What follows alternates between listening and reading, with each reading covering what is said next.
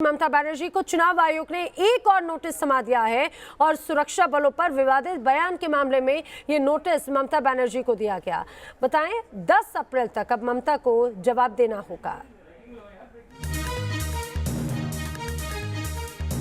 ममता बनर्जी को एक और नोटिस पे नोटिस ममता बनर्जी के पास में पहुंचे। चुनाव आयोग ने एक और नोटिस थमा दिया है और ये जो नोटिस है दरअसल ये सुरक्षा बलों पर दिए गए विवादित बयान को लेकर है। नोटिस सीआरपीएफ कर्मियों के से जुड़े हुए बयान को लेकर है। अब ममता बनर्जी को जो एक और नोटिस मिला है अब उसमें ममता बनर्जी को 10 अप्रैल तक जवाब देना होगा। तापस सेन गुप्ता मेरे सहयोगी मेरे साथ में है। तापस, क्या जानकारी है, किस तरह का नोटिस है? तापस से संपर्क टूट गया, फिर से हम संपर्क करेंगे, जानेंगे कि आखिर ये नोटिस किस तरह का नोटिस है, किस तरह से सवाल पूछे गए। हालांकि ममता बनर्जी पिछले कुछ दिनों से लगातार चुनाव आयोग के सामने ये कहा जाए कि लगातार उन्हें नोटिस जरूर मिल रहे हैं, एक और नोटिस, और ये जो है वो सुरक्षा बलों पर दिए गए बयान को लेकर नोटिस मिला है। आइए अब आपको दिखाते हैं आखिर वो कौन सा बयान है जिस पर ममता बनर्जी को एक और नोटिस मिला। एक रिपोर्ट के जरिए देखिए। ओम सर्वमंगला मंगल्ये शिवे सर्वार्थ साधिके हिंदू मुसलमाने भागाभागी करार चेष्टा करছে। धर्म के नाम पर वोट मांगना दीदी को बड़ा भारी। इलेक्शन कमीशन की चिट्ठी आई, दीदी देंगी सफाई। अब दीदी ने बताया सीआरपीएफ को बीजेपी की force. I respect the CRPF. Which CRPF? Who are real jawans? But I don't respect the BJP CRPF. I action की बारी, बयानबाजी दीदी को पड़ेगी भारी।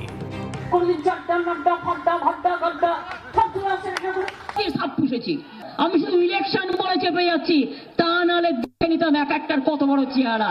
বাংলাই বাংলা শাসন করবে, এটা মাথায় রাখবে। बंगाल में चुनावी बिगुल बजने के बाद से ही ममता के बोल कई बार बिगड़े। उन्होंने पीएम मोदी से लेकर तमाम बीजेपी नेताओं के खिलाफ जहर उगला। BJP get out, BJP get lost, BJP হেরে যাও, बीजेपी চাই না, ওটা পচা।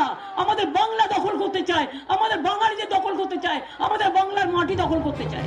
इलेक्शन कमीशन पहले ही बुधवार को दीदी को धर्म के नाम पर वोट मांगने के मामले में नोटिस थमा चुका है, लेकिन ईसी के एक्शन से दीदी ने कोई सबक नहीं लिया।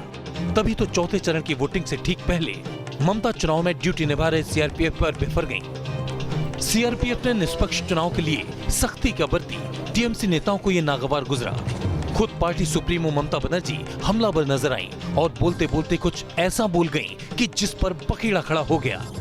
Free and fair election এবং public should be allowed to cast their vote. CRPF should not obstruct them, not to allow them or to enter the voter center, voting center. ওরা কিন্তু CRPF is doing the nuisance. सिर्फ ममता बनर्जी ही नहीं, TMC के दूसरे नेता भी CRPF को कटघरे में खड़ा कर रहे हैं। इससे सियासत गर्मा गई है। बीजेपी ममता के बयान की निंदा करते हुए उन्हें सेंसर करने की मांग कर चुकी है। बीजेपी नेता ऐसे आरोपों को टीएमसी की हताशा बता रहे हैं। देखिए, टीएमसी की अभी स्थिति इतनी हो गई कि यहाँ तो उतर गए हैं। जिस सेंट्रल फोर्स को लेकर उन्होंने 2 बार चुनाव जीता, 3 बार 4 बार जीता, उस समय इनकी बहुत जरूरत थी। आज सेंट्रल फोर्स से डर रही। सियासी पंडितों के मुताबिक 3 चरणों में हुई बम्पर वोटिंग से ममता बनर्जी के होश उड़े हुए हैं। ऐसे में उन्हें हार का डर सता रहा है। ऐसे में सवाल उठ रहे हैं कि क्या केंद्रीय अर्धसैनिक बल पर इल्जाम लगाकर ममता बनर्जी अपनी हार के बहाने ढूंढ रही हैं। Team news nation. और तापस सेन गुप्ता मेरे सहयोगी इस समय मेरे साथ में जुड़ रहे हैं। तापस, लगातार अपने बयानों के चलते ममता बनर्जी को ये कहा जाए इलेक्शन कमीशन की तरफ से नोटिस मिलते रहे हैं, एक के बाद एक। अब एक और नोटिस उन्हें मिल चुका है। जी देखिए, ये दूसरी कारण दर्शाओ नोटिस इलेक्शन कमीशन की तरफ से ममता बनर्जी को भेजा गया है और ये सरासर अगर आप चिट्ठी को बारीकी से पढ़े तो ये फटकार लगाया गया ममता बनर्जी पर। और फिर जिस तरह से वो बयानबाजी कर रही थी, पहले धर्म के नाम पर वोट मांगना, उसको लेकर उनको पहली नोटिस मिली थी। अब दूसरी नोटिस उन्हें आज दिया गया है, जहां पर उनका ट्रांसक्रिप्ट रखा गया है कि वो अलग अलग रैलियों में किस तरह से सेंट्रल पैरामिलिट्री फोर्सेस खासकर बीएसएफ और सीआरपीएफ को अपने निशाने पर रख रही हैं, और जिसमें दुर्भाग्यपूर्ण कहा है इलेक्शन कमीशन ने। और ये भी साफ तौर पे कहा है कि जहां पर नक्सली इलाकों में बीएसएफ और सीआरपीएफ अपने जान को जोखिम में रखकर देश की सुरक्षा में लगे हुए हैं, वहां इस तरह की बयानबाजी कहीं ना कहीं पूरे पैरामिलिट्री फोर्स की जो मनोबल है उसे कहीं ना कहीं तोड़ देगी। और ये ममता बनर्जी जैसे एक मैच्योर पॉलिटिशियन से ये उम्मीद नहीं रखी जाती है। और उनको बकायदा कल यानी 10 अप्रैल सुबह 11 बजे तक का वक्त दिया गया है उनका जवाब के लिए। अगर वो नहीं जवाब देती है तो फिर कड़ी से कड़ी कार्रवाई